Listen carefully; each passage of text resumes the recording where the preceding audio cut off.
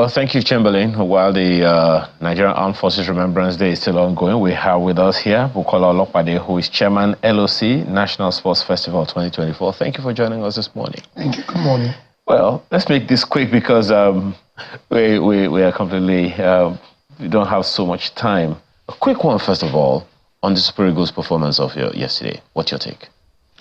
I've told everybody that cared to listen that since we qualified for this Nations Cup, I've been having a vibe of 2013, which simply means we'll go into this Nations Cup with just a few people believing in the Super Eagles and a lot of people writing them off, and the Super Eagles ending up coming back victorious. Yesterday's match was a signpost to my belief, where the Super Eagles will always crawl in starting the Nations Cup, but grow into the Nations Cup and eventually win it. That happened in 1994. That happened in 1980. If you remember, we drew with Côte d'Ivoire, Ivory Coast then in Lagos, and that happened also in South Africa in 2013. It has happened again. So I'm still pathologically optimistic, but there's something we must take cognizance of. The fact that there are no minnows anymore in African football. We've been saying this for close to 6 years. I remember coming on Chamberlain's show almost 6 years ago, one of those Nations Cup, where I mentioned this same thing, that people just write off teams. In the African game, tremendous improvement has gone round the continent. And you saw that yesterday, Mozambique, Egypt, Cape Verde actually defeated Ghana. I called that right. I said, this Cape Verdean team will beat Ghana, and they did. So Nigerians should just calm down and expect a better performance from the Super Eagles. Because a lot of people have the machines with which they check their blood pressure when the matches are on more. But quick one on let's talk about this National Sports Festival that you are you are chairman of. First of all, for those who don't know, it would seem like the National Sports Festival has gone under for a while. Why do you think that is so? Not as prominent to many people as it used to be. No, I think more and more people are relating to the National Sports Festival. Delta hosted the last one, and Ogun State has been picked to host the 2024. The way we've gone about it has made it to resonate around the country, and we're going to do more to put it in the living room of Nigerians. This is going to be a unique sports festival because from when Governor Dapo Abiodun CON inaugurated the LOC with the aficionados of sports, men and women of timber and caliber have been put together to superintend over this festival. It was obvious that we are going towards a direction that is unique. A quick example I'll give to you is how we are going to digitalize the entire games so that even Nigerians in diaspora who have been used to the National Sports Festival can be part of it from build-up down to the closing ceremony. A lot of things are gone into place. We're also looking at a system where every athlete will be in one university, one hostel, 15,000, as organized as you can see at the Olympics or the Commonwealth Games or the All-African Games. Those are some of the unique things that we're trying to introduce into the National Sports Festival. But it is something that is still very popular with young Nigerians and Nigerians in general. But we are going to take it to their homes, and this is one of the things we are doing here today. We're going to take it to their homes digitally. We're going to take it to their homes through old media and new media and ensure that every Nigerian is part of it. Well, 17 years ago, Ogun State hosted the National Sports Festival, and this, that's 18 years ago, and this time you are saying that it's going to be a lot different in this year. So I was commissioner for sports that superintended over at that the time. Yes. Okay, so good. I know what I'm saying. Okay. So now, the economy of it, there are many people who will be looking at, okay, so what are the games that are going to make this any unique from what we used to have? One of the biggest advantages of the National Sports Festival is the fact that you create a trickle-down economy, especially for small businesses. And that excites me a lot because I've always been a welfarist in nature. And I believe that when you put so much money into hosting these sort of games, the people of the state, the small businessmen and women, must and should be empowered through it.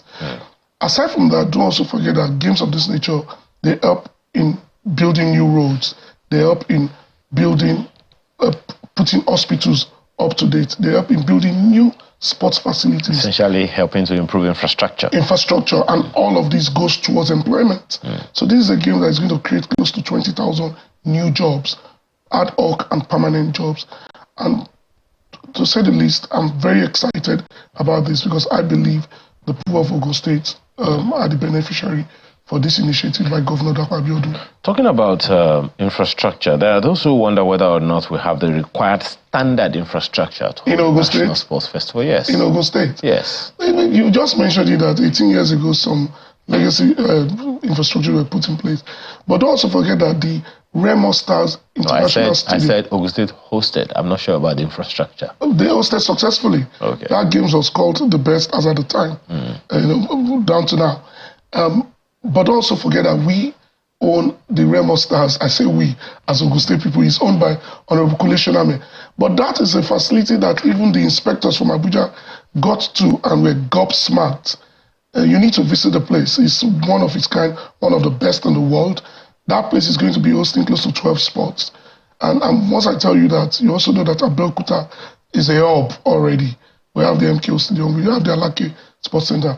But there's also the plan by the governor to build a new sports complex within the MKO Stadium, where we are going to have a world-class, digitally operated Olympic-sized swimming pool and the training pool, among so many other things that will be there. There'll be the tennis courts, there'll be the handball court, the training pitches.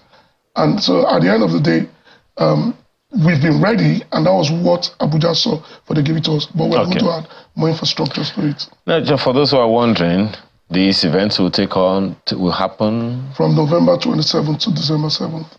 And that is this year, 2024. Yeah. Well, thank you so much for your time this morning, and we can only wish you all the best. Mr. Bukola Olopade is chairman of the local organizing committee, National Sports Festival 2024. Thank you again for your time. Thank you very much. Chamberlain. Yes, indeed. So, Mr. Bukola, you know, there's another marathon coming here. Don't worry. we'll have an answer for Lagos very soon. But let's take a look at some messages coming through now. This is about the 2024 Armed Forces Day. Dr. Peter says, Peter Diallo, our men and women in uniform continue to pay the ultimate price to keep everyone safe despite unattractive remuneration. Worse still, family members of our fallen heroes in most cases do not get their entitlement in a timely manner, or not at all, as mentioned recently by one of the widows of a 1992 incident. An urgent redress is required for this situation. May God bless men and officers of the Nigerian Armed Forces and their families. Well, the country says amen to that prayer.